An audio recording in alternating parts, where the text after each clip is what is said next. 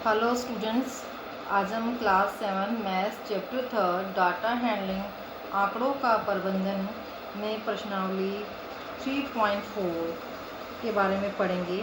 बच्चों,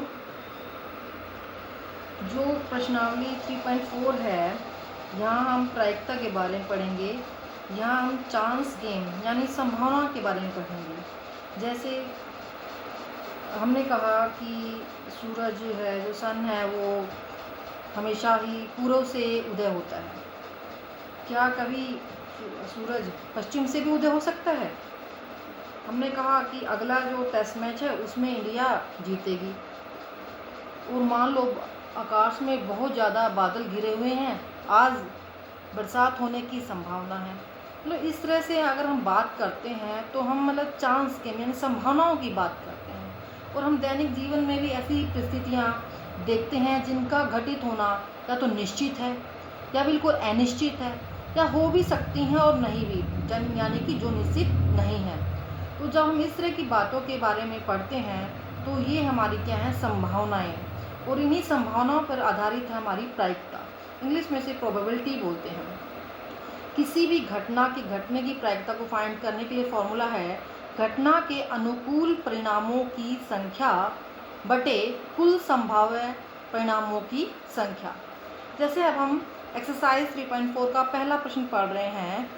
आज आप कल से अधिक आयु के हैं। ऑब्वियस, हर व्यक्ति अगले दिन अपनी जितनी एज उसकी है आज उससे एक दिन बड़ा ही होता है। तो ये क्या है, इसका होना निश्चित है। एक सिक्के को उछालने पर चित आएगा, हो भी सकता है और नहीं भी। जैसे मेरे पास ये कॉइन है बच्चों, यहाँ आपका हेड है और ये टेल, यानी चित और पट। जब मैं इसे टॉस करूँगी तो कुछ भी आ सकता है। तो कंफर्म नहीं है कि इस पे हेड ही आएगा या टेल ही आएगा। तो इसका होना निश्चित नहीं है। मतलब हम कह सकते हैं हो भी सकता है और नहीं भी, निश्चित नहीं है। एक पासे को फेंकने पर 8 आएगा। बच्चों, मेरे पास ये पासा है, देखो, यानी कि जो आप खेलते हो डाइस, आपने देखा होगा किसी के पास जो डाइस है उसमें काउंटिंग यानी गिनती भी लिखी होती है। मेरे पास जो ये पासा है इस पे यहाँ डॉट डाले मैंने।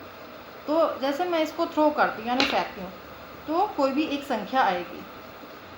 तो इसमें पूछा है कि 8 आएगा, लेकिन पासे में जो हमारी काउंटिंग है वो 6 तक ही होती है। आप देख सकते हो 1 2 3 4 5 6 तक है।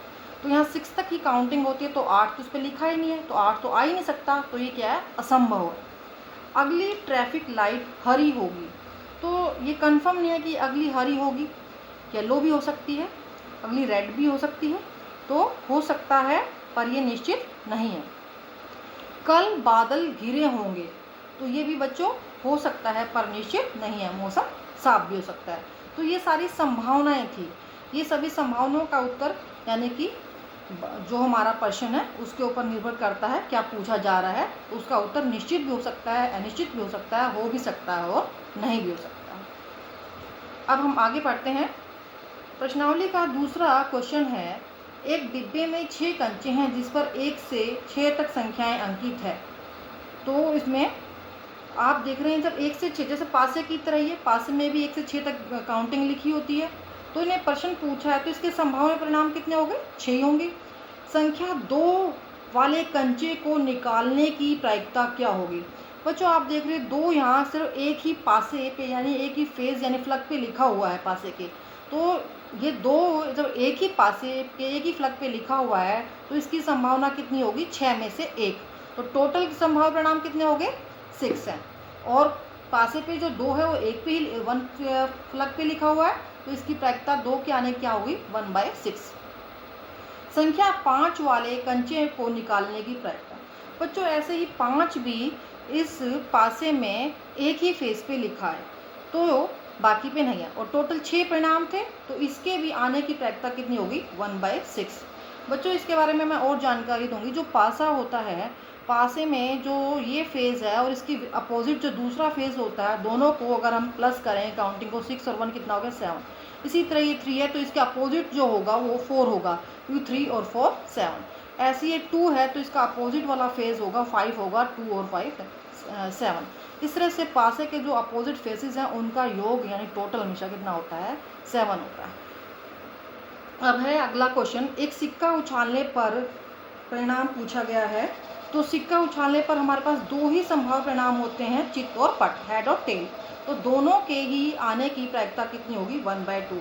जैसे कॉइन है, कॉइन पे हमारे 2 ही पॉसिबिलिटी हैं, 2 ही केस हैं, या तो हेड आएगा या टेल आएगा। जब हम थ्रो करते हैं तो कोई ना कोई एक तो गिरेगा ही, तो 2 में से एक आने की प्रायिकता क्या होगी, 1/2। चाहे हेड के बारे में पूछे, चाहे टेल के बारे में पूछे, दोनों के ही आने की प्रायिकता कितनी होगी, 1/2। अब लास्ट में मैं इसको बताना चाहूँगी, किसी भी निश्चित घटना के घटने की जो प्रायिकता होती है, जो हम कंफर्म है, डेफिनेट है जिसके लिए, वो हमेशा कितनी होती है, 1। और जो अनिश्चित घटना है उसकी प्रायिकता क्या होती है, 0। और प्रायिकता का जो आंसर है हमेशा 0 और 1 के बीच में लाइज करता है। यहाँ P का मतलब प्रोबेबिलिटी यानी प्रायिकता, और E फॉर इवेंट यानी घटना। किसी भी घटना के घटने की जो प्रायिकता है वो 0 और 1 के बीच में लाइज करती है। तो इस तरह से बच्चों हमने प्रश्नावली 3.4 कंप्लीट कर ली है। तो इसी के साथ थैंक यू।